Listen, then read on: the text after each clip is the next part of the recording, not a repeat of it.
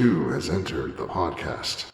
Welcome back, people, to Player 2 has entered the podcast. I am your co-host, Michael, a.k.a.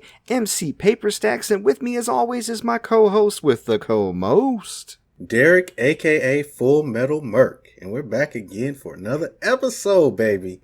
Yeah, back up in that ass this week, loving it. Fresh off of E3, and whew, oh boy, I'm glad I'm on the other side of that week. Next year, can we just be a little bit less comprehensive? You know what? Actually, I had a lot of fun with it. Mainly, I think the pressure was on this week because we were asked to help with the official Gamer Friends E3 coverage, and that was Game of Friends. That was a task I took very seriously. So I was like, I got to watch all this shit. I got to be on my game, and I got to know all this stuff. And I overstudied. We pruned it down to that 3-hour discussion, which meanwhile, I'm over here watching the shit as we're talking about it. I remember that we were doing notes, and you're like, wait, what's that? I'm going to watch this. What, Haunted Space? That's what it was. Ooh, Haunted Space does look good. Yeah, we're ready to record. Right. Yeah, that's really neat. They haven't dropped it yet, but I'm anxiously waiting. I'm sure it's going to be a lot of fun. So again, we'll post up and let y'all know when that drops. But yeah, let's just get right into it. How's your week been going? Anything interesting show up you want to discuss? What's going on with you, Derek?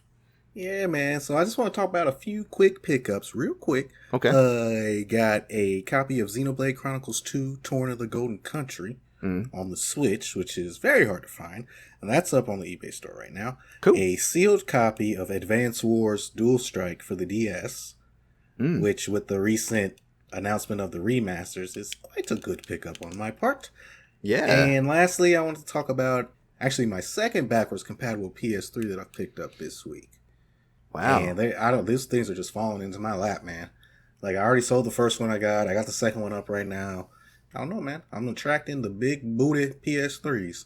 I don't know what else to say. Booty. The big old booties. Yeah, so for those who don't know, if you don't have a way to play PS2 games HD, the Fat Boy PS3s, the earlier models, did have backwards compatibility. And so they're kind of rare because later editions and later models, including the little red boy that I have, the Slim, cannot play PS2 games. So they're highly sought after. And the way that you can tell is if your PS3 has 4 USB ports in the front as opposed to 2. Okay. The one with 4 can read PS1 and PS2 games. So, there you go. Not since like the Nintendo Wii have I heard of a later release of a console that stripped features. They're like, 4 USBs, fuck that noise. Just put 2 in there and nobody plays the PS2. I'm the guy that runs Sony. I run Sony. Me. So, video games, where are those? Fuck those. I used to run a burger chain. Some other news that came across my desk. Transformers Rise of the Beast, a new Transformers movie that will introduce the Maximals and Terracons into the Transformers movie universe. Now, I'm not sure. There's a different director. Michael Bay is not directing. So I'm not sure if this is going to be a continuation of the Michael Bay Transformers or a whole new thing. Hopefully it's a whole new thing. Because me personally, Beast Wars Transformers is the Transformers that I grew up with, that I knew first. I didn't know what Optimus Prime did for us in Transformers the movie in the 80s. Yeah. I didn't know. Prime Day was this week, and we do remember Optimus Prime and his sacrifice. Right. That's what it's about, right? I'm pretty sure. Exactly. Okay. Yeah, exactly. We haven't seen anything yet as far as trailers or anything, screenshots, nothing. So I'm excited to see what these Maximals look like and how they'll fit them into... Because it's already crazy enough that they're giant robots, but now you got a giant robot that looks like a gorilla, a rhino. Like, they've already done the dinosaurs, but, you know, that's... I don't know. We'll see. I'm excited for you, man. What else we got going on this week? Yeah. A new Shang-Chi trailer dropped. A new Shang-Chi trailer dropped. Say that 5 times fast. Right? A new Shang-Chi trailer dropped today. And it looks really good. Pretty good. Much better than the first trailer. I like the first trailer, but this one kind of gives you that more personal element, you know, between him and his father, not treating him right and being a dick. And I think we can all kind of Yeah, I've never seen daddy relate to issues that. explored in a comic book property before, so this should be fresh and interesting. Right. But what the main thing that I want to talk about is at the end of the trailer, apparently we see the Abomination Yeah. facing off against a sorcerer. Like using like the Doctor Strange orange glow shield thingy they got going on. Yeah, it was like in a cage match, kind of a la, Yeah. the original X-Men where Wolverine was fighting in Canada. Yeah, and I looked closely at this Abomination, and it looks like it's the same one from the Incredible Hulk from, what was it, 2009? I don't know the year, but Yeah, it it looks like like they 2008, just 2009, yeah, you're right. yeah, he still had like the bony rib cage area. Yeah, like the fins. and yeah, but he had the fins and the gills and stuff. So I'm thinking that it's the same character, and they just kind of it will explain that he's evolved since. Well, I don't care about any of that. All I want to No. know is it Tim Roth still? Is he voicing, or can he change back into Tim Roth? Probably not. But is he voicing the character is it still Tim Roth? That's what I want to know. Yeah, it's going to be great. I'm sure it's going to be like a very small cameo in the movie, but you love to see it. You love to see when they bring back old characters from these movies. Like, we didn't forget, okay? We didn't forget. We remember people lost their Abomination. shit when Red Skull showed up in place of Man. Death in Infinity War. That was Yeah. cool. So Yeah, that was awesome. So can't wait to see Shang-Chi. I think comes out in September. I can't wait. And we can go back to the movie theaters because we're vaccinated. we could do that. We could do that. We could do a lot of things, including that. We could. But the question is, will we? I don't know if it's much of a question for some of us, but yes, we could. All right. Well, that sounds like an interesting week. I really did enjoy the Shang-Chi trailer myself. Speaking of Marvel, we haven't really acknowledged the existence of a Marvel show that dropped a few weeks ago, but we've both been watching it pretty regularly, and that's Loki. Mm-hmm. And, we went pretty extensively and excitedly over WandaVision and Captain Falcon and Winter Soldier. And I don't want anybody to get the mistaken impression that we're enjoying Loki any less or we're any less hyped about it. I think it's been such a busy couple of weeks with E3 and everything surrounding it that it's just not been something that we've been able to fit in. Mm-hmm. However, I would like, and I think that you would agree with me on this, I would like to go ahead and do a full spoiler cast episode once we finish the last episode of the season, because it's only 6 episodes long. We're like 3 in. So here in a few weeks, we could do a spoiler cast on it. You down for that? I'm down. Yeah, I'm enjoying the show so far. I know you had some issues with the most recent episode, and we won't have to get into details on that.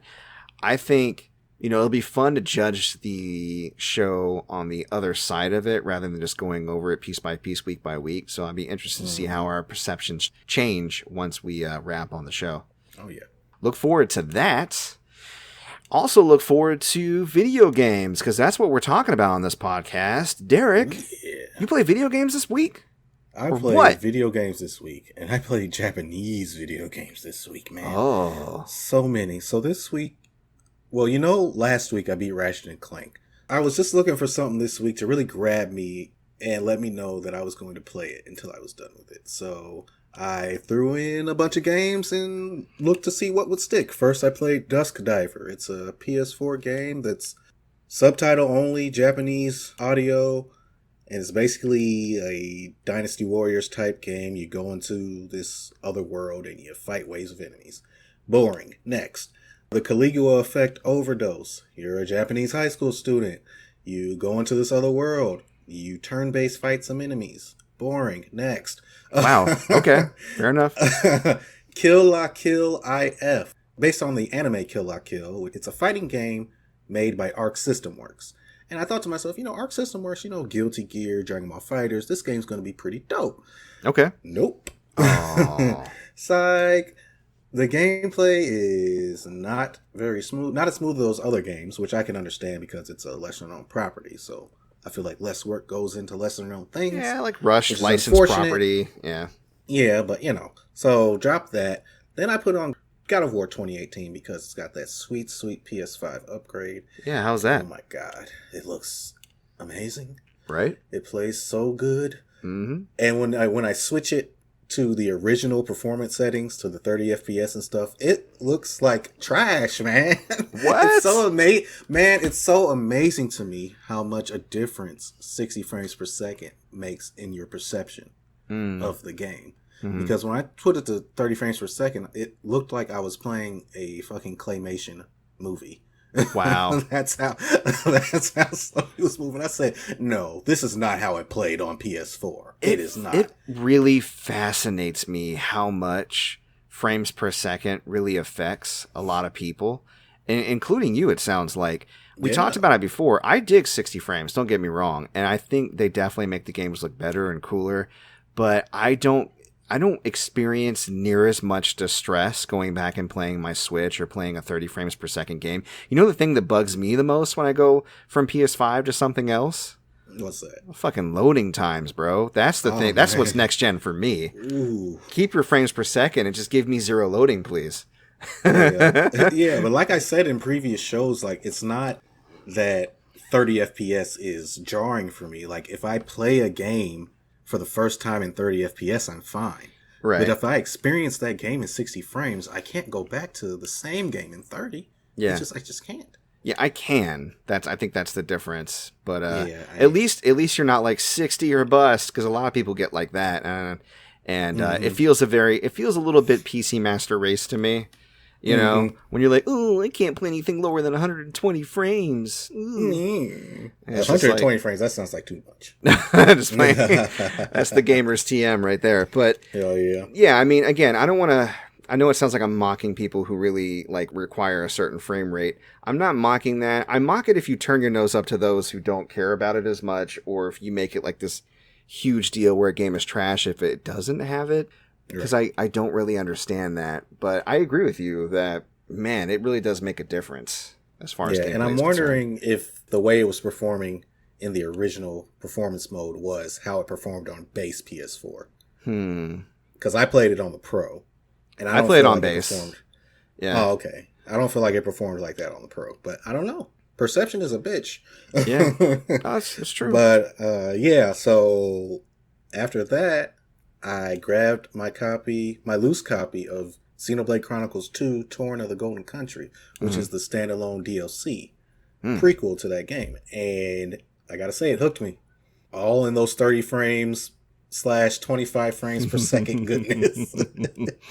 It hooked me, man. So I'm on that. And I think it said it takes about 20 hours, which is much less than the original game. So baby. I'm here for it. Yeah. I'm here for it, so that's I've what heard really good things about Torna, especially about its battle system. I hear that it's less wild and complicated than the original Xenoblade Chronicles 2, and it feels like more of a bridge between Xenoblade Chronicles 2 and the original Xenoblade Chronicles. Would you agree with that assessment? Do you feel like it's more accessible? Yes, because one thing, you can turn off enemy aggro, which is like a godsend. Because in the original Xenoblade Chronicles 2, they put you, like Donkey said, to quote they put Donkey, you in the baby starting area. And there's with a level 85 gorilla. And if he sees you, you're dead. Yeah. Because you can't get away from him. And then they bring you right back, but it's like, why even put me through that in the first place? Hey, it brings it back to a theme I think we've spoke on a few times. This I think I'm going to write this on your tombstone. Don't waste my fucking time. Don't waste our times, games. And that's a time waster. Just getting killed. Just like you're just strolling along, literally picking flowers sometimes, and then boom, boot, ant. Sky dragon, right? And then you're toast. Yeah. So the fact that you can turn off enemy aggro is just amazing. It's beautiful. You can enable and disable auto battle, which I got to turn auto battle off because it's just weird. Just sitting there and not pressing anything on the controller. And basically your characters do whatever they feel is best in the situation. And it's kind of weird just watching. I got to press that button. I dig auto battle the way that Final Fantasy XII did it. I really like that battle system, the gambits. My only beef with Final Fantasy XII, which they sort of addressed in later versions, was how late in the game you have to wait in order to have access to all the gambits.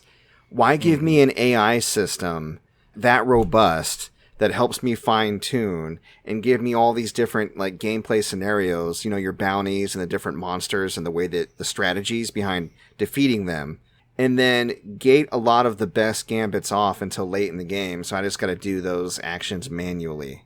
You know what I mean? Mm-hmm. I don't understand the thought process behind that. But the gambit system itself, I want one to sort my loot. We've talked about that before. I want it in all the games that have auto anything of any sort. It's great. Mm-hmm. Yeah. Do things for me sometimes. Yeah. Show me you love me. Yeah. I mean, give me the tools, obviously. Let me control what they do, when they do it, and how often they do it. But then, let me flip that switch and then it gets done. Yeah. Take the management out of my game and let me just spend more time playing the game and less time in a fucking menu. That's all I ask. That's all I Basically. ask. Yeah. Yeah. But yeah, so what you been playing this week, man? Oh, okay. So, more Resident Evil Village. Last episode was actually pretty good because I was in that doll lady's house and some crazy shit went down. Mm-hmm. I don't want to spoil it, but it was trippy and scary and I didn't have any weapons and I wanted a shotgun or a Molotov so bad. Oh my gosh. This thing I wanted to kill with fire. It was nasty. It actually legit scared, like it unnerved me. After, since the lady is a doll lady, so later on that level you get attacked by like demonic dolls, and dolls are creepy to a lot of people, including me. After what I had just witnessed and gone through, when I got to the dolls part, I was like, oh, y'all dolls ain't nothing. Shit. Right. You ain't nothing compared to what I just had to deal with. Yeah, I just remember what part you were at. I was like, yeah.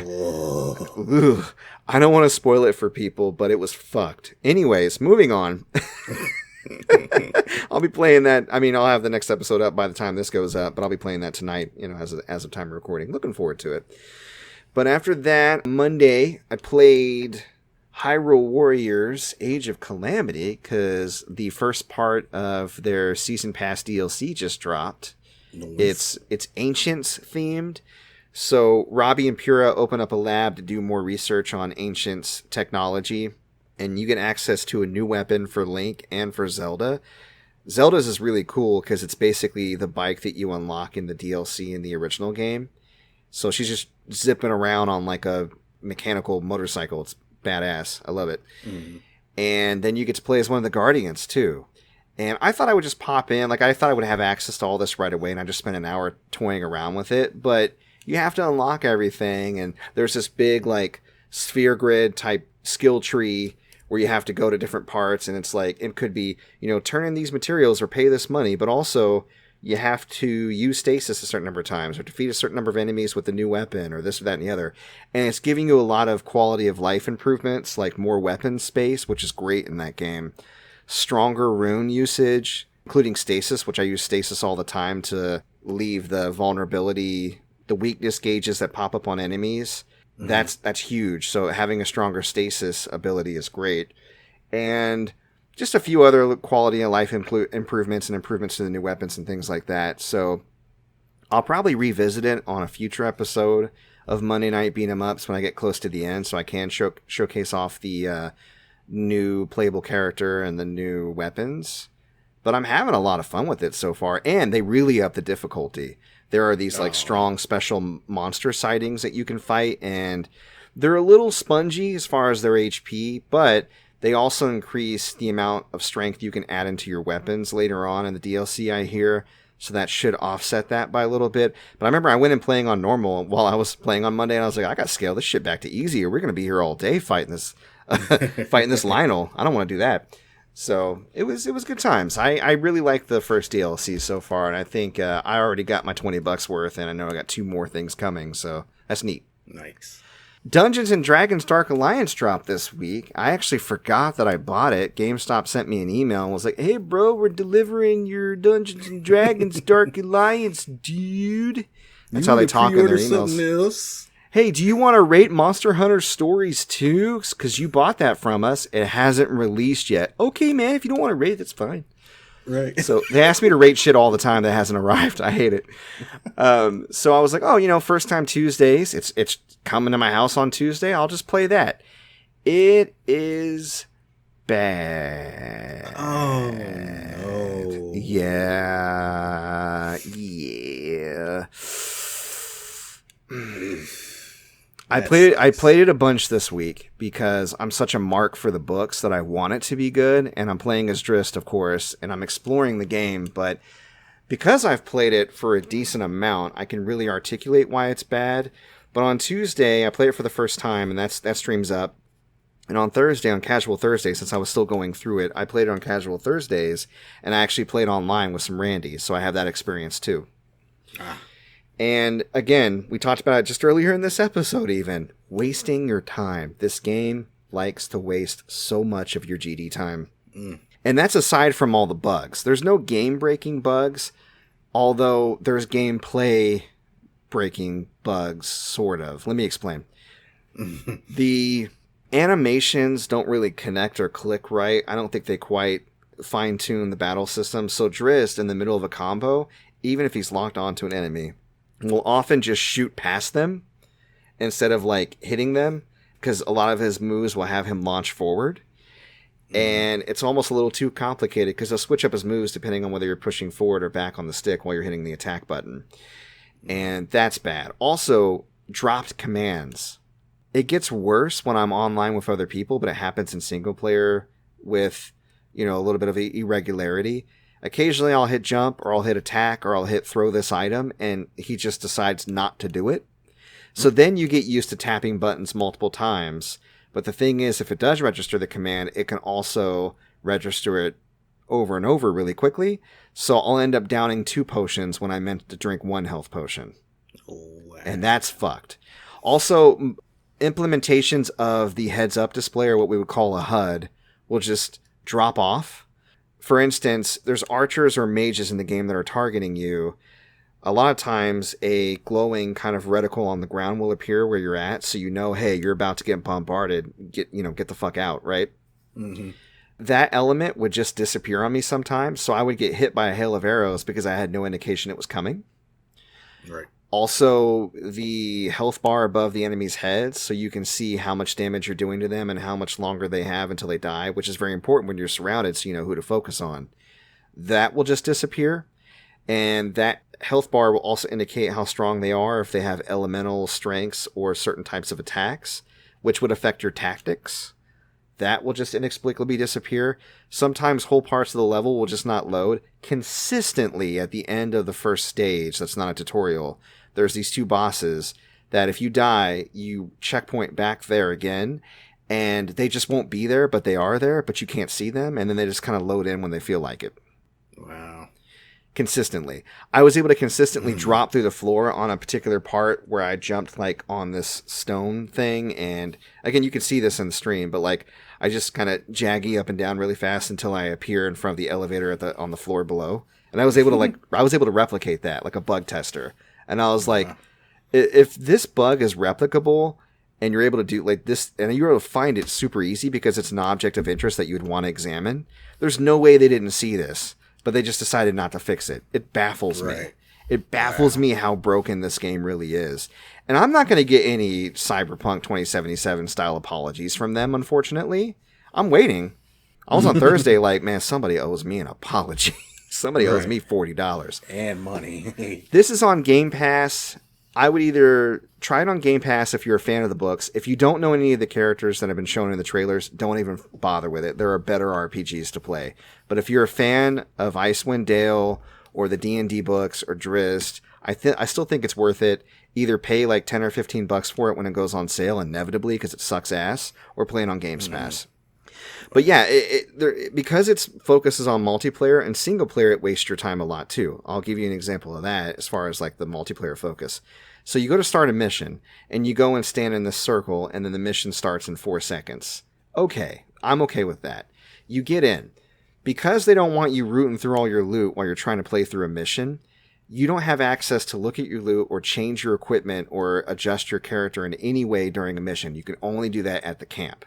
I kind of don't like that, but okay. That sucks. Also, if you pick a difficulty mode that's too high, and I did that initially on because I never even got through the first level on Tuesday, because it said that my character strength was like, I want to say they said it was like 1198, and I had a choice between an 1,000 level and 1250, and I'm like, 1198 is pretty close to 1250. It'll be a little challenging, but I can probably get through it. Nope. Not with a baby Drist. Nuh-uh. I just didn't have enough tools at my disposal. And so I slogged through that level. But when I went to go back to camp, it said, "Are you sure you're going to lose all the shit that you got?" And I was like, what? And then, you know what the funny thing about that is? I later discovered, because I didn't want to quit because of that, I later discovered that even though it tells you can't keep that right now until they patch it out, which this is a thing that actually benefits you, so I hope they don't patch it out, you actually can keep that if you go right back into another level without, like saving or shutting off the game. It'll just stack on whatever you picked up at the previous level. As long as you finish a level, anything you did that day, even on levels you didn't finish, you'll get that stuff as well. Nice. So yeah, that actually, cheating the system so far. So at the end of the battle, when you beat the boss of the level, it makes you stand there for like 10 seconds. You can't move, and it just says going to results screen in 10, 9, 8. You just stand there and wait. You can't speed it up. You can't vote to speed it up. It doesn't matter if you're multiplayer or single player. You just need to look at the screen and watch numbers tick down until you get the results screen. Now, once you get to the results screen, you would think, okay, I can look at how many people I killed, what my stats were, my loot that I got, a summation of my success in the level, as it were. And I could probably skip that. Nope. You have to sit through not 1, not 2, not 3, not 4, but like 5 results screens. At the very end of that, then you can hold a button and watch the circle tick around to let you go back to camp. That game is bad. It is ass. It is ass, dude. Like, I'm so disappointed. And it continues the tradition of Dungeons and Dragons games on consoles being really hit or miss. I would argue Baldur's Gate Dark Alliance is pretty decent, especially for its time. I don't know if it's aged as well, but I really dig it still. But stuff like Forgotten Realms, Demon's Stone, and this, it's just not, it's not doing it for me. Daggerdale was really bad when that came out as an arcade-only title. It's just, ugh. I don't know why it's so hard to do a good D&D game that's not on PC, Right. So that was my experience with Dark Alliance. It was a dark disappointment. Moving on. 2 demos dropped this week. We got Neo, The World Ends With You, which I believe is an upgrade from the original DS game, right? Yeah. That's on Switch. No. It's a sequel. Oh, it is. It's a full-on sequel. Okay. Yeah. Good to know. So that's on Switch. And also on Switch, Monster Hunter Stories 2. That demo dropped. And I got a chance to play both. So with Neo, I actually started out really liking it. It was very stylish. You're in Shibuya. It felt very Persona-like. It even had the dog statue and the lottery stand and, the actual like crosswalk and all that. You're meeting your friend for ramen. You're playing this Pokemon Go style game called Fango. Your friends are texting you and you're actually using emojis and abbreviations. It's fun, And then you get into like the apocalyptic event where you're like sucked into this. It's a game and you got to be players, and they explain all this cryptic lingo at you, and there's a bunch of rules, and they're playing like 2000s. This is why I thought it was a remake, because they're playing 2000s butt rock, like the rap rock. It's like Great Value brand Linkin Park, and it's the same song over and over again. They mix it up a little bit, but it gets on your nerves after a while. So it started off with good music. I was bopping a little bit, and then it got to that. And I was like, okay, it's a little edgelord, but not in a way I like. Tetsuya Nomura's got his little stank on it, so there's belts everywhere. The battle system is okay. Every person in your party has a button assigned to them to do attacks, and it gives you an indicator when you want to switch to another character to kind of get a rhythm going and then do a team attack, that type of thing. And you're rated after every battle based on how fast you completed it and how much damage you did. So obviously using the different buttons to get your different characters to come in and do their attacks in tandem is ideal. And I think it does an okay job explaining that, although not all the way up front. Battles take too long to load into. Like, you can see them in the overworld and you can hit A to fight. And when that happens, you'll get a splash screen with all of your party members, and then you'll see a little loading icon that'll go on for a few seconds, and then it does the JRPG overhead view of the battle stealth load before you actually get into the battle proper and start running around and, tearing shit up a la like Tales. Although a little bit more simplistic than Tales so far.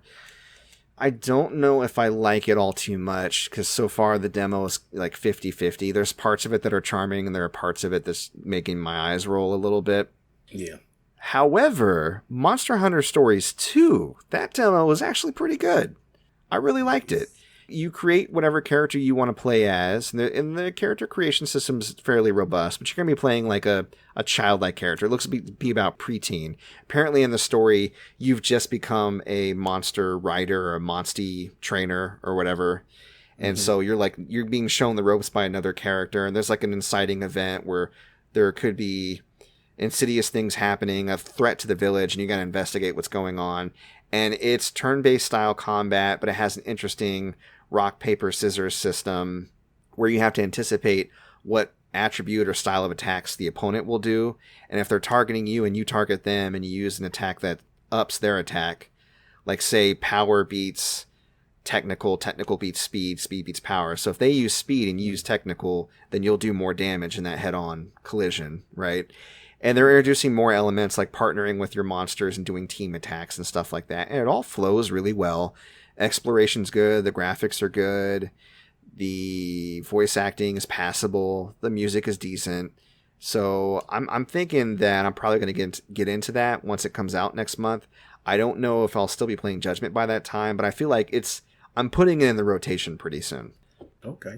Once I get, my masochistic fill of Dark Alliance, and I go back to Judgment and finish that, I'll probably be bringing that into the rotation. So awesome. Speaking of Judgment, real quick, the Lost Judgment, GameStop has a exclusive steelbook for it. So I don't know who you pre-ordered it from, or if you pre-ordered it yet. But pre-ordered Lost Judgment? Oh, the sequel? Yeah. I haven't actually. No. Okay. GameStop has a exclusive steelbook for it. So okay, I will keep that in mind. Thank you for the heads up. Yeah, I'm not sure if I want it or not, but I will consider it. I did snag myself a Zelda Game & Watch, the Metroid Dread amiibos. They're coming from Europe. And I also was able to get the collector's edition for Shin Megami Tensei 5 from GameStop. So at this point, my current white whales are the 2 Monster Hunter Stories amiibos that aren't Ray's Wing, because he comes with the collector's edition that's on its way to me. And Zelda Loftwing. Still haven't grabbed a copy of her yet. Okay. Oh, did you grab the Metroid Dread ones? Yeah, I just said that. Yeah, I got those. They're coming from Europe. No, you're good. You're good. Okay, good. Yep. Oh yeah, that's right.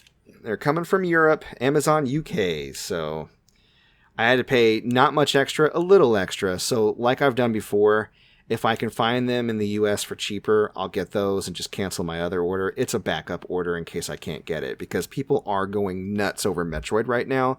Getting a collector's edition, you damn near have to sacrifice your firstborn. Bots are out there just killing the game right now. Yeah, snatching them. But they actually did a second wave of collector's editions for Shin Megami Tensei 5, and they're not immediately selling out. So scalpers are sweating, and good. Fuck them. Right.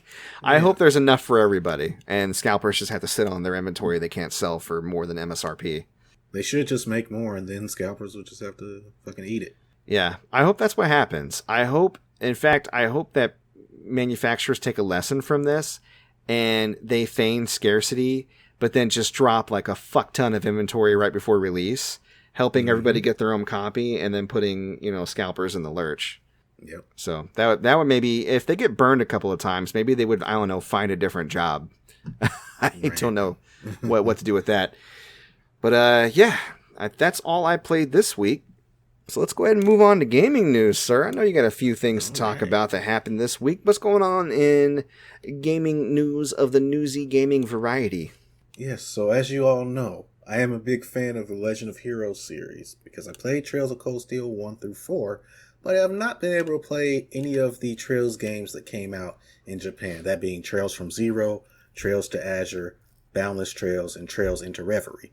Well, guess what? They're coming to the US in 2022 and 2023 to Steam, Switch, and PS4.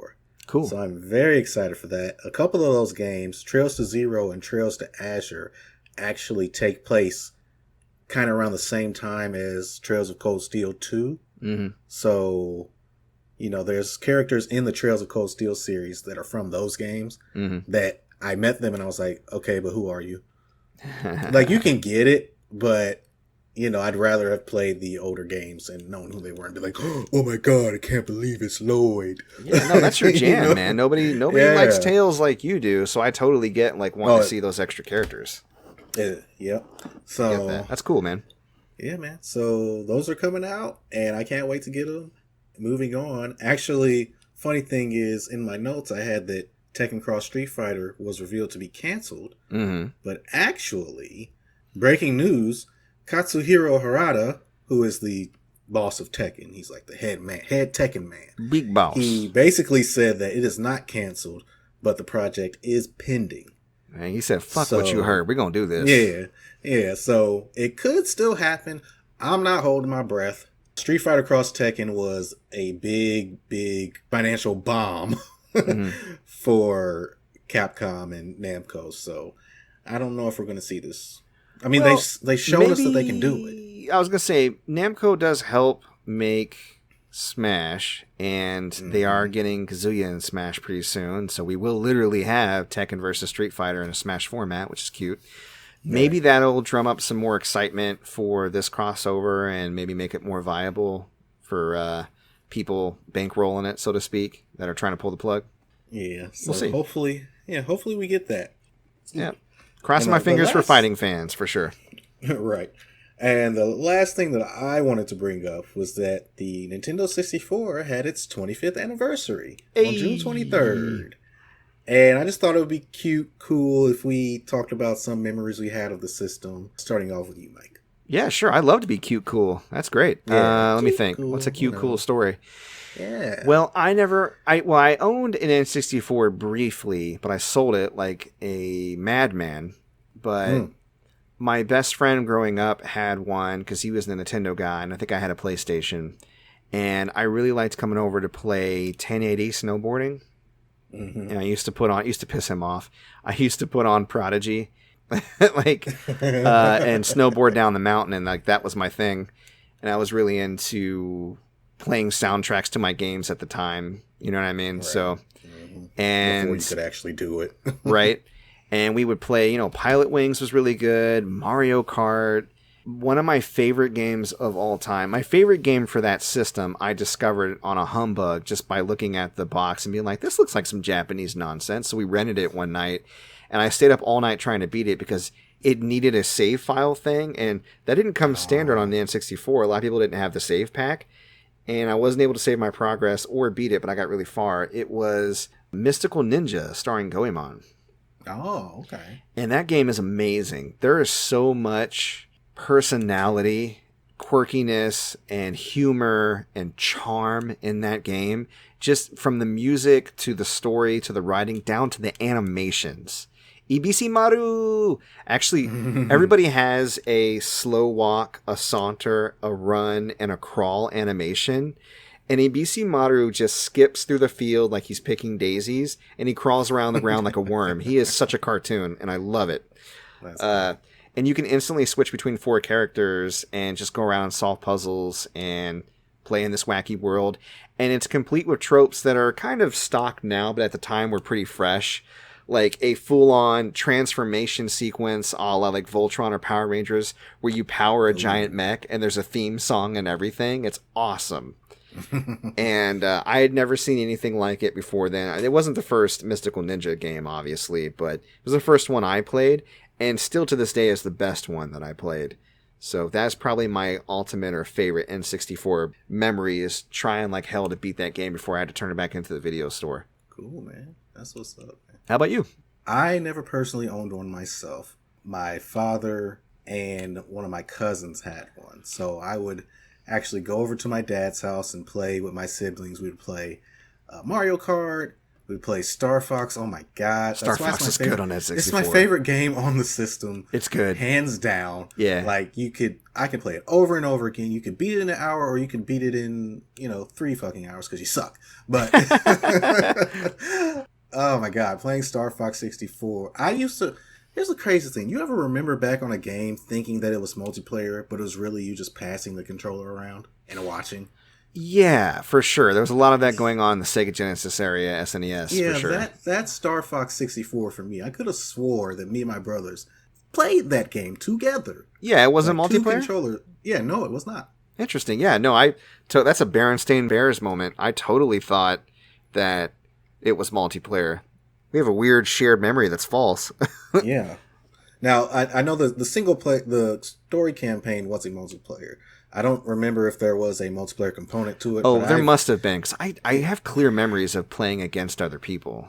But okay. I could be wrong. I don't know. Yeah, I don't know. Listeners, if you're listening, help! Because we don't know how to Google. Help! But I think my biggest memory would be going over my cousins. And this was actually my stepmother's cousin. So we would go over there, and he had Mortal Kombat Trilogy. My dad would pick Noob Saibot, and he would fucking do that teleport slam move over and over again. Oh, he is 100% that noob. Yeah, and he would beat us all the time. Not until years later did I realize you could literally just hold the block button, which would force him to do like a quadruple fucking backflip, and then you could just punish it. But, you know, I wasn't thinking about that back then. I was like 10. Yeah. You know? So that's probably my biggest memory is my dad kicking our asses as Noob Saibot and us screaming, man, you always pick Noob Saibot, man. Hey, don't cry at me because you can't beat me. Can't beat the noob.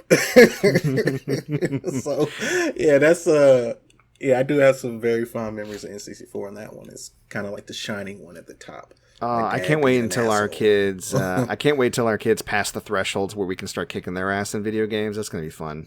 Oh yeah, I was just playing Nora and Smash last night.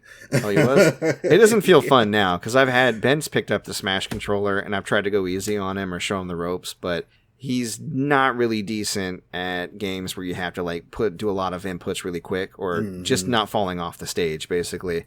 So it's not fun. I want him to at least be at the point where he can throw down a bit, and then you know, I beat him for a number of years, and then one day he beats me, and it's like the shining. He's like, yes, you suck, I'm the greatest. And I'm like, yep, you did it. Yeah, you are. The student has surpassed the master. I mean, just once, and the next round I still win, but it happened. Yeah.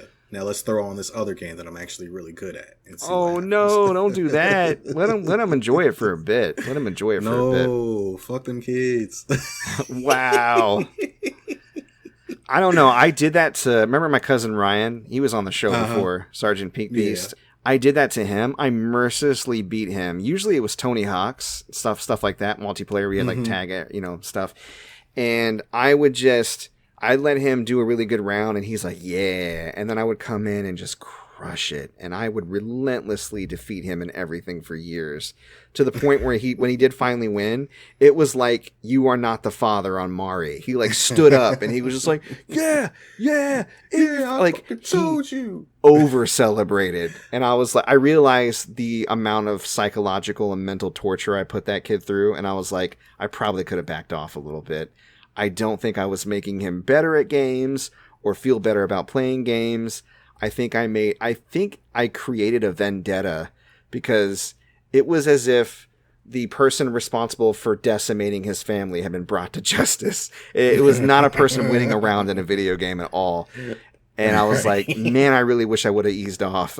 So that's all I'm saying. Like, you don't want to let people win, but at the same time, you can handicap yourself a little bit to level the playing field rather than don't crush your kids. You know, there's a happy medium. Or your cousins. Or your cousins. Or your little cousins.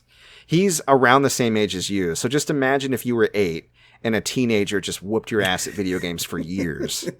Like, that's what it was. So, oh man. The funny thing about that is, my older cousin, I would whoop his ass. Oh.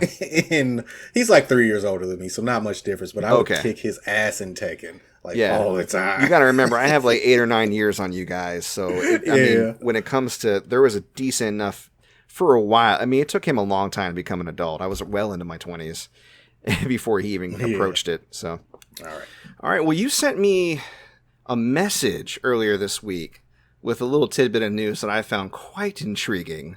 Final Fantasy IX is getting an animated series? Oh, yeah. What this? I mean, it is what this is.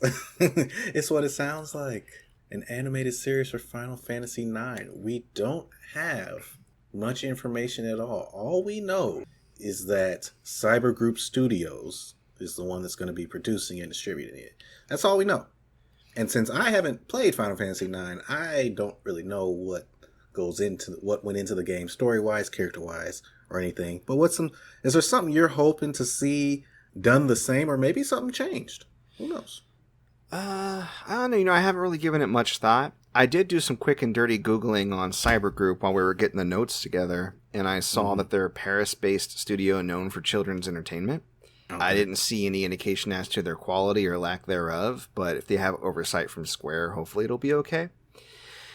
As far as what I'd want to see, I just hope it's not too much like modern Ivalice, and what I mean by that it's less Final Fantasy 12 and Final Fantasy 14, and more Final Fantasy 3, Final Fantasy 9. Like, 9 picked up its influences and roots from previous Final Fantasy games that came before it, and not what Ivalice turned into, which I think is very pretentious and pompous. I mean, some people like that style of gameplay, but the story, to me, in Final Fantasy 12 was so bad. Yeah. It was just political bullshit, which I don't mind politics, obviously. I'm into it, especially when it's like real politics. But I just felt like I just didn't care. It was always, what are we going to do about Rabanasta? The Empire's going to... You're the princess, but you have to prove you're a princess by getting the MacGuffin. Oh, you have the MacGuffin? The MacGuffin's being used in research to make other things for the Empire. You will need the MacGuffin's sword to split open the MacGuffin for the power of MacGuffin. And I was just like, God, I just don't fucking care. It was just, right. You know what I mean? But with Final Fantasy IX, I could get with it almost immediately. And the story did deepen, but it was as you progressed and got to know the characters on a more personal social level. So you got this thief that's with the theater group. We're going to kidnap the princess. We've been hired to do it. Cool. Princess is like, hey, can you kidnap me? Weird, but cool. We crash land. Now we got to get back to the Empire, or get back over to the kingdom that hired me.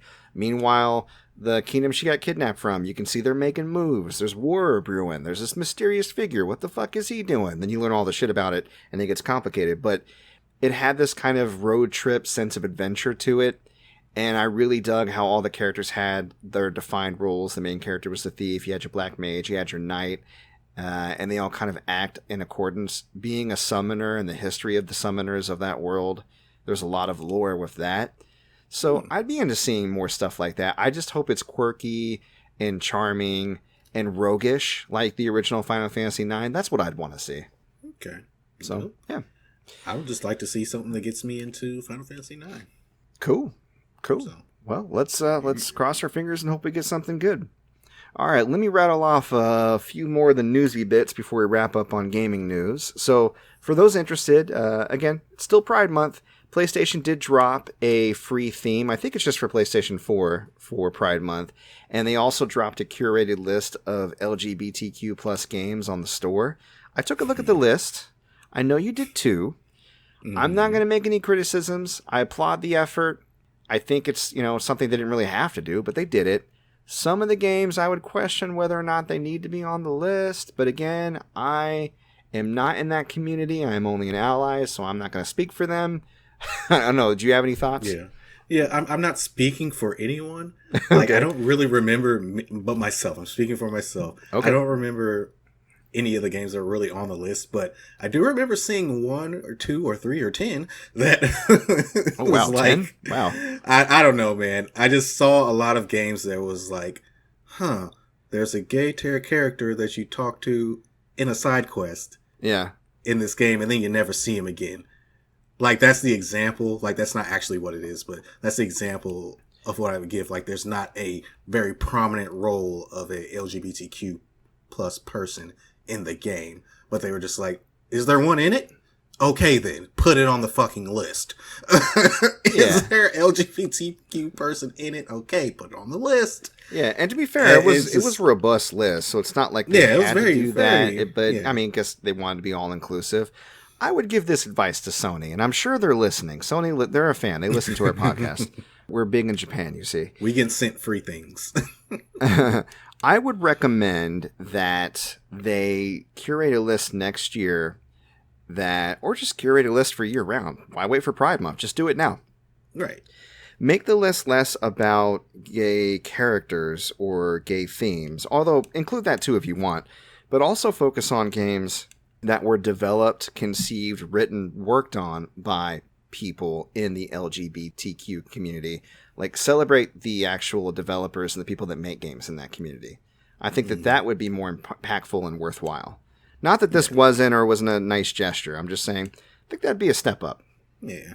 But, you know, anything that any big company that needs you to buy things from it does that seems inclusive just kind of sometimes, most of the time falls off as, okay, they're just doing that. You get the side eye because you wonder if it's performative, and, you know, oftentimes it is. But if they don't do it, then you're like, what the fuck? Yeah, no. I think it's cool to appreciate and point it out, and I think it's also okay to go, okay, now I expect more next time, you know? Right. Exactly. Or, you know, I mean, every year there's this big hoopla about all the companies that change their avatars to rainbow colors, June 1st and then July 1st, boom, they're back. Even companies who their affiliates in countries that don't support people in the LGBTQ plus community, their logos don't change, just the logos that are in the US or other countries that are okay with it, right? So it really is like blatantly a marketing move. And the progression for those companies, I would challenge them, what are you doing for those communities? You know, what are you investing in for those communities? Are you giving time, effort, and money to those communities? You know, or are you just branding to try to sell to them like you're trying to sell to everybody else? That's where the cynicism comes in. So, yeah. Moving on, we got Cyberpunk 2077 back on the PlayStation Store. It is apparently now in a state deemed acceptable to be sold alongside the likes of The Life of Black Tiger and other such games. Right. Remember that, The Life of Black Tiger? Yeah, that terrible ass game. Yeah, somehow that's okay to be on the store, but not Cyberpunk. And I'm not making a statement or anything. I just think that's funny. Yeah, but did you see the the disclaimer? Not recommended for base PS4. Ooh, got him. That is hilarious. Yeah. Don't buy this if you don't have a Pro or up. Yeah. And even then, unless they somehow fix this, and maybe they did, I wouldn't recommend it for PS5 because that shit crashes like every hour or so. So, I got the proof, man. It is on the YouTube channel. All right, we got some rumors coming up that are actually kind of interesting. I've heard a couple of variations of a rumor about Ghost of Tsushima, which would either be a Ghost of Tsushima standalone expansion or just a straight-up sequel that's currently being developed for PS5 and PS4. Yes. Rumors state that it may be announced at an imminent state of play, which it would make sense that we should be expecting a state of play around now because Sony bowed out of E3 like it did last year, or the year before, I should say. Last year they didn't have one. Right.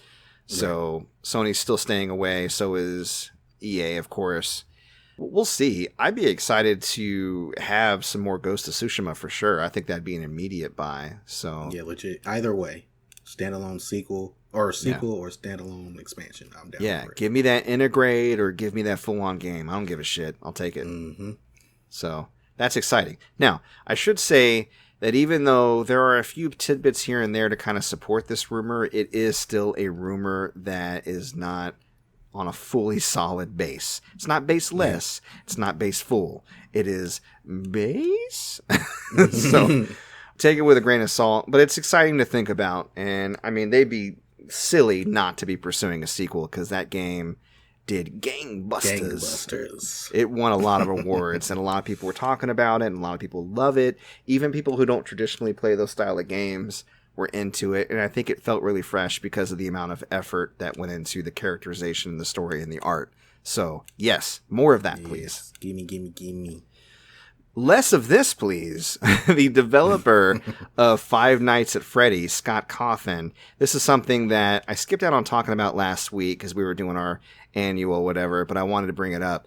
Scott Cawthon got a little bit of hot water recently because it was revealed that he has made significant political contributions to a lot of less than savory political characters like Trump, Mitch McConnell, Nunes, just horrible, horrible people. And he's got like $60 million and he gives a significant amount of money, but also by all reports and accounts, he seems like a nice guy who takes care of his family, listens to his fan base, has taken criticism in stride and adjusted his games.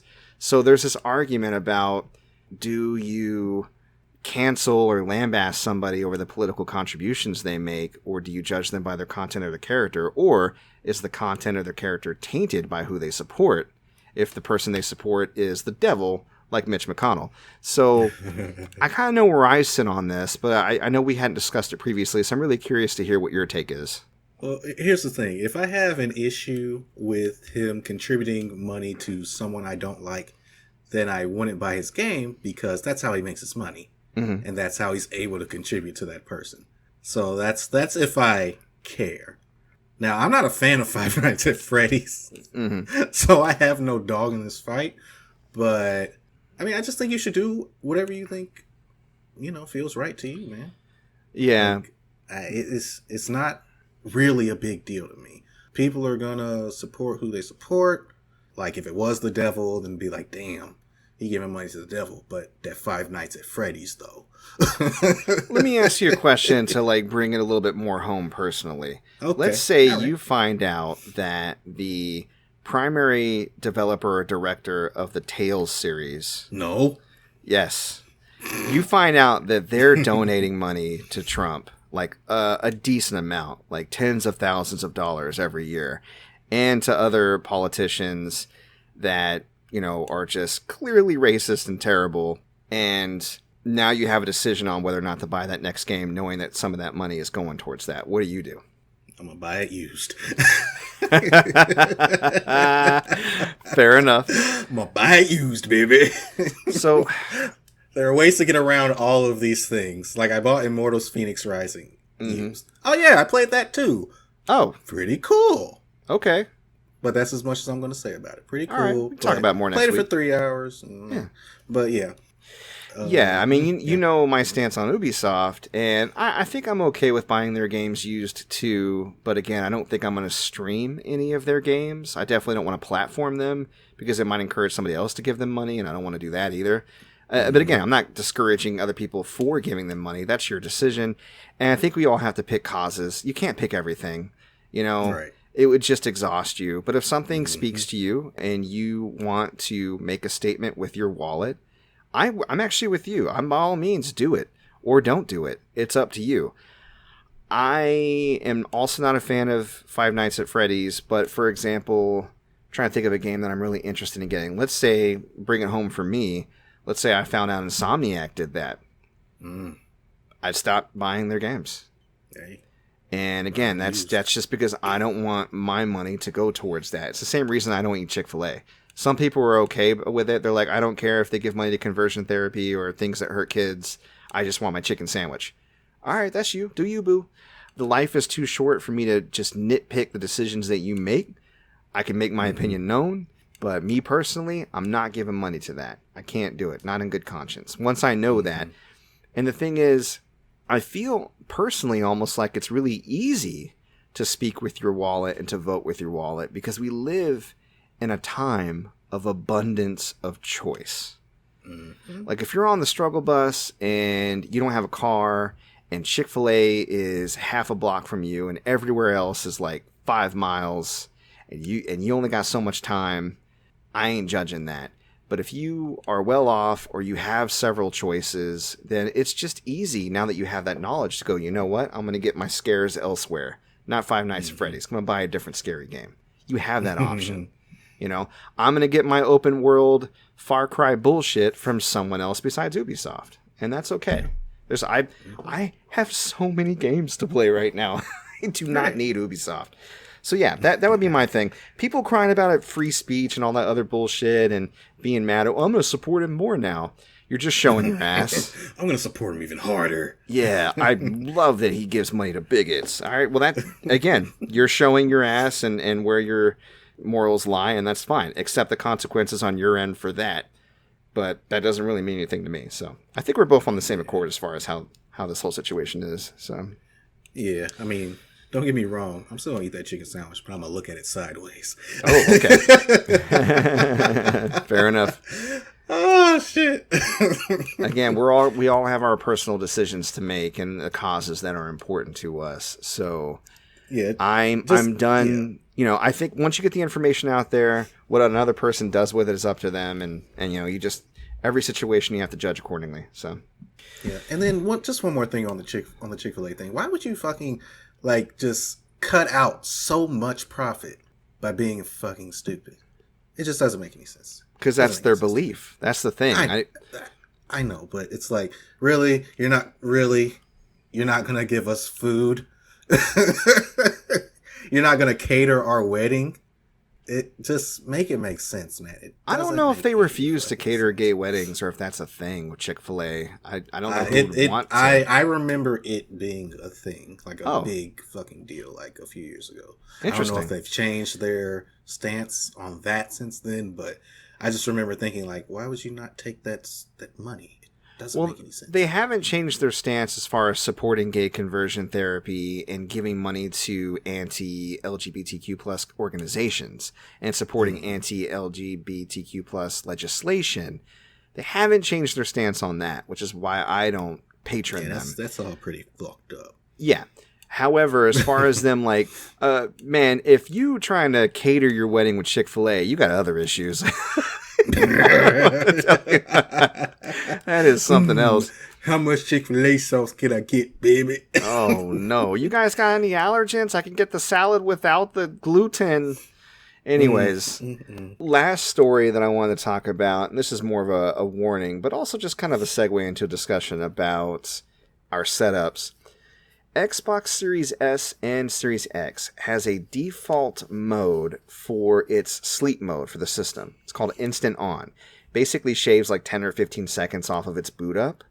But if you have the Xbox Series X or S in Instant On mode, it actually drains a significant amount of power while it's in sleep mode, which could, you know, obviously it raises the question of vampiric drain and raising your electricity bill, yada, yada, yada. Right. I thought that was interesting that made the news and people were warning about it and how they should change the default so where people have to choose it so there's less people just draining their electricity and not knowing it. Yeah.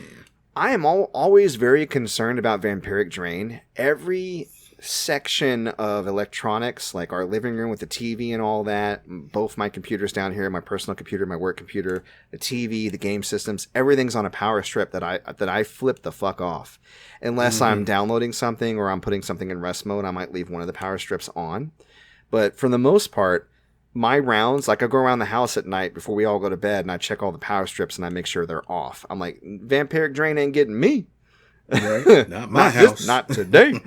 So it's a non-issue for me, but what's your stance on that? Like, do you leave everything plugged in? Do you leave some things plugged in? I mean, you know, is that a thing you think about? Yeah, it's a thing I think about when I get the electric bill. Hey, you see, I'll ever since we were in our last house, I put us on budget billing because, you know, it's easier to keep up with. You don't have to worry about. Yeah, we're on that too. Shit. It's $100 this month. Oh, it's $300 this month. Ooh, no, how about it's just $200, like for 12 months, and then we'll reevaluate it. And then at the end, we'll hit you with a big ass bill if you went over, or a nice bill if you went under. Right. So yeah, like when I got that large electric bill at one time, I was like, oh hell no, cut all this shit off. Turn off that goddamn. Who got these lights on? Ain't nobody in this room. Exactly. Turn the lights off. But now I'm like, I'll leave a fucking light on in a room I won't go in for days. Oh, wow. And it's not on purpose. It's just like... You think about it less because the bill hasn't changed. I got you. Right. So, you know. I think we talked about it before. I come from a scarcity mindset because I struggled when we were younger. We were extremely poor. So I'm not used to having money or not having to live paycheck to paycheck. It's still new for me. So I still save Tupperware from the Chinese place. Like, hey, don't throw that away. We can put stuff in there. Right.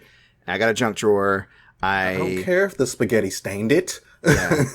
I run around like, we can reuse that. Save that. Let's do this. Well, we don't need a new rice cooker. That one still cooks most of the rice. You know, like, and I don't stop to think like, no, I could actually throw this out or I could replace this. So it takes a little convincing to get me there. But one thing I do not fuck around on is my water heater and my electricity. Yeah. I make sure both are regulated. And that's just something I don't think I'll ever be able to let go. But yeah, let us know, listeners. How do you feel about power management in your home? Especially gamers, because we all got some shit just draining the hell out of our power outlets, man. So many systems need to be in a sleep mode, especially computers. So yeah, and I've been having my PS5 on like for long periods of time and not using it. And then I'm like, fuck, I left the PS5 on. Definitely don't want to leave that on. Yeah, true. Especially because I don't want to put it in rest mode and risk whatever the fuck issues happen with rest modes in PS5.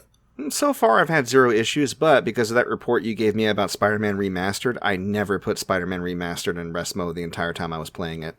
Yeah. I was too afraid. Yeah. Good. A little fear is good. All right. We got a few listener questions this week, so I want to go ahead and do one today. Maybe we'll get to the rest of them next week. So thank you to Ron B for sending in a question this week when we'll talk about it. He had a question about sequels, remakes, remasters, reboots. He wanted to know, first of all, if there is a game or a game series that we played when we were younger that hasn't gotten the reboot, remaster, sequel, remake, blah, blah, blah treatment that we feel it should. He gave a couple examples of something he'd like to see. He mentioned Fear Effect and the Dark Cloud games. And he said he'd be extremely happy if anything happened with them because he loved them. And he said he's always looking for, or hoping for, I should say, a new Silent Hill game that is actually good. So I got some good news for you, Ron. Dark Cloud did get remastered, both 1 and 2. You can actually buy those on your PlayStation 5 right now. Now, the remaster is a little wonky as far as the in-PlayStation 5 store, but if you go online to the PlayStation 4 store, if you can't find them on PS5, you should be able to find them, and then they'll show up in your own games on your PS5. So you can, right now, play Dark Cloud 1 and 2 in their remastered, up-resed HD glory. Open your wallet. Open your heart and your wallet and play those games. Fear Effect, not so much. They had that quasi-sequel Fear Effect Sedna, but I played it. It sucks. It's not as good as the original games. And as far as Silent Hill, good luck. Yeah. The original Team Silent. PT over and over. Right. The original Team Silent that made the first 4 games, and then they were already kind of split up by 4. There was only some of them still left. They're completely gone. There's no more Team Silent. So unless they have some kind of Beatles-style reunion, we're not getting another Silent Hill game. Now, you can follow, if you go back and look at the individual members of Team Silent, many of them have gone on to make other games, even horror games. The Siren series comes to mind. So you can actually look and probably find similar games that they have made that'll probably give you that Silent Hill fix. And then there are other games out there that are being made by indie developers, which if you're into horror games and you're not looking at the indie scene, you need to, because that's where the action's at. So good luck there. But let me turn it over to you, Derek. Based on his question, what would be a series of games or a game that you'd want to see get the remaster treatment? Okay, so I've got 2. Okay. And it will come as no surprise to anyone. They're both JRPGs. Of course. On the PS1. First, Legend of Dragoon. I need a remake. Not a remaster. A remake of this game. This is one of those games that, as a child, you saw the demo for available at Walmart and you'd play it and you're like, wow, this game looks great, this is awesome, but then you never actually got to buy it because you're a kid, you don't have any money. And then years later I picked it up and I played it. I was like, oh, this is actually very intuitive and the story looks great and the world looks amazing. Why has Square not done anything with this? I need a remake for it now. So now moving on from that, a game that I actually have played through to its completion, Legend of Legaia on the PS1. Have you heard of it, Mike? Yeah, I've heard of Legend of Legaia. Yeah. Have you played it at all? Not much, no. I play like little bits here and there, but it's a long time ago. Okay, so to me, this is like one of those JRPGs of that era because they were just churning them out left and right. It flew way under the radar, I feel. It had the most intuitive battle system. It wasn't just turn-based, you pick an attack and you do it. You actually inputted up, down, left, right commands into a command bar. And then they would attack with, whichever arm or leg matched up with that command. And then you could actually input certain commands and unlock new moves or arts. So say I do right, down, right. He'd do the regular combo, and then if you've never done that combo before, it would do a special animate. Yes. Yeah, no, yes. I have the sequel that was on PS2. Mm-hmm. It was made by the same developers that did Mr. Mosquito and Mad Maestro. Yeah. And they did the same system. And it looked like low budget and a little bit janky, but I really liked that game. I had a lot of fun with it. Dude, and they did the same battle system that you're describing. That's where my memory comes from it. Yeah, I haven't played the second one, but the one on PS1 was just such a gem. So, anyway, if you do the whole combo and you've never done it before, then they'll do like a special pose. They'll be like, "Hi-ya!" And it'll be like, new art.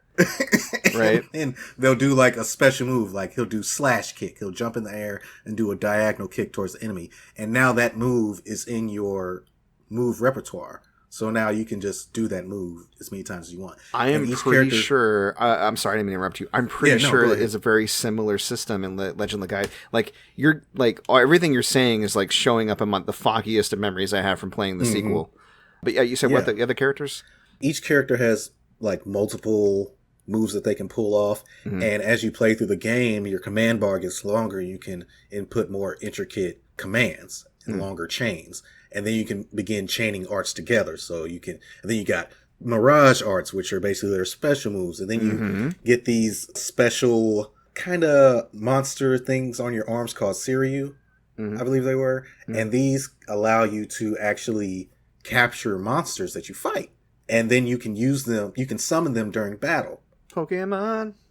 Exactly. And like as derivative as that seems, at the time, it was fucking amazing. Yeah. Summoning a monster that you just defeated. Like I remember this one, and I think the monster was called Aurora, but it would do this. Basically, it was a floating, like weird witch looking monster with kind of a circular bottom, and it would point its bottom towards the enemy and shoot this massive beam. And if it did enough damage to kill the enemy, then the enemy would literally disintegrate. Wow. But like in a pixelated PS1 style off the screen. Yeah. And I just remember loving that so much. I'm really giddy. I'm sorry, but I really want a remake of this game so bad. Go look up gameplay of it if you don't think that it's amazing as it is. Because I played it about 5 years ago on the PS1, and I still enjoyed it. I was going to say, I should have put it on your classic. I'm pretty sure I have. Oh, I think it is on there. Yes, you can go back and play it right now if you want. Oh, man. I would add to your recommendation and say that we should have a remaster or a remake of Legend of Legaia 1 and 2. Legaia 2, Dual Saga, I should loan that to you to see if you would dig it. But that's on PS2, and that's my introduction to the series, and they just continued all of those mechanics, and I had a really good time with it. So yeah. The story was really good, and just the environments, and it's just all really good. Really good. Awesome, man. Classic fantasy stuff, if you're into that. Right. But yeah, what about you, man? A series I think would do really well. You know how they're doing the 2D HD remakes lately? Yeah.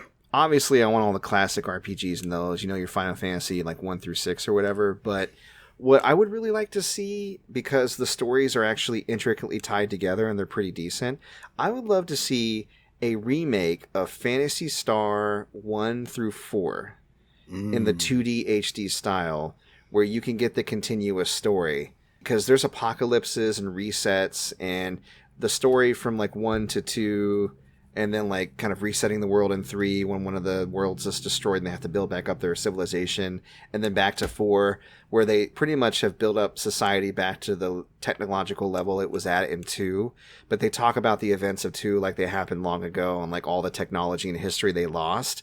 I just think that's really interesting. Like the stories, especially in 2 and 4, they don't get enough credit for being as good as they are because they were presented in a rudimentary way just because of the limitations of the system. But they're actually pretty decent, and I think in the right hands, with some new writing and dialogue, but just the same beats as the original games, maybe with some improved gameplay, I think that would be a really cool remaster. Or they could do it Final Fantasy VII remake style and just make them full-on like action RPGs. That'd be dope too. That would just take longer, of course. Right. And I mean, if they don't elongate it the way that Square is doing Final Fantasy VII, they could literally do they could do a Phantasy Star remake saga, do all the games in sequence, and they would just play like chapters. I'd be down for that. Yeah, I never played the Phantasy Star games, but you love them, so there's got to be something. Well, Phantasy Star 2 was my introduction to the RPG genre. We talked about that a little while back, and I beat 1, 2, and 4. I got pretty far in 3, but I never actually beat 3. I actually had a really good time with them. I thought they were great games, especially for the time that they came out. So, yeah. Well, I hope that answers your question, Ron B. I think we did pretty good. Yeah. There's definitely now a lot want of those things. I know. Now I want those things. There's definitely a lot of games that I think would be cool to get the remaster or remake treatment. We could talk about that. We could be a whole episode on that. So great question. Any of you listeners out there think of any additional games you want remade or you think would make good remasters, let us know. We'll talk about it next episode because I'd be excited to hear about that. Yeah. All right. Speaking of things I'm excited to hear about this week, Derek, what you feeling? I am feeling seeing my friends on Sunday, which is friends. You and your wife and your son. Yes, your son is my friend. He's a friend. We're finally going to be able to see each other after... or hang out with each other, should I say? After I was gonna say because we've seen each other here and there, like dropping stuff off at each other's houses and shit. And every time it's so funny, listeners. When I would drop off stuff at Michael's house, he's like so fucking terrified, and he's just like, "Oh," I'm like, "Leave it at the door and get the fuck out of here." I remember one time you were like that, and I went home and I was like, I don't know, maybe I think something's wrong with Michael. He's like, no, he's just fucking scared. It's the pandemic. I'm not afraid of you, but I'm afraid of the fact that you see so many people by virtue of your job. So I'm like, cool, leave it there and then, leave and never come back. Get the fuck out of here. Don't talk to me. I did not fuck around with this pandemic, dude. At all. Man, you surely did not, man. Wow. But hey, your family's safe. Yeah. We're safe, so hey. It's worth it. No, we came out of the other side doing okay, and I am extremely grateful for it, and I'm excited about the chance to get to hang out with you guys. So that is what I'm feeling as well. I'm feeling finally getting back to some sense of normalcy where I can see my friends in limited capacity because I'm not going to any large party indoors. I'm still not fucking with that right now, but I will see people, some people, I will see them. If they have vaccinations. Yes. Also, you get to meet our new doggo. Oh, yeah. Peach. Yeah, Peaches. Peaches and the peach. Peaches and cream, you know what I mean? So, we ended up picking her up last Sunday. So, I know I was talking about in the last episode, like, we might get a dog. We totally got her. We had a whole week to decide whether or not we want to keep her. We're totally keeping her. Yeah, but they wanted to give us a week in case we didn't jive, which I respect that completely.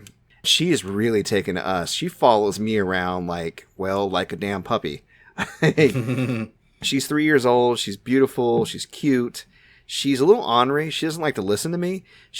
Luckily, she doesn't get into too much trouble, so she's not a chewer. She doesn't like to destroy shit. She only went in the house once because she went down into the basement here, and I think she smelled a little bit of Kincaid and got confused. Because, he was incontinent and having some issues before he went. I think I didn't clean a spot particularly well. And she was like, oh, this is where we pee. I was like, no!